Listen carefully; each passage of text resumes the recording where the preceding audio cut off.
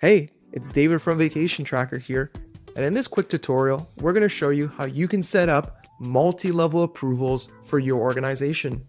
By using this type of approval flow, a user's leave request will need to go through multiple levels of approval before it is authorized. And something like this can be particularly useful if you have an employee who is part of multiple departments. Once you've logged into your Vacation Tracker account, you're going to navigate to the left-hand menu and click on Departments, because it is here where you can manage the relationship between users and approvers. You have two options when it comes to setting up a multi-level approval flow. You can do so when you create a new department, or you can edit the existing department settings to change it from single level to multi-level. Either way, the instructions are going to be the exact same.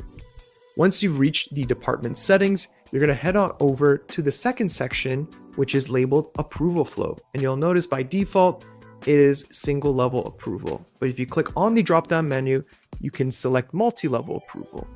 How multi-level approval works is that it is in sequential order, meaning when a request comes through, it will go to the first level first. And if it is accepted, then only then will it move to the second level. If it is rejected at the first level, the second level approval will never receive the request. Once the second level approver does receive the request and does approve it, then and only then will the user receive a notification that their leave request has been approved.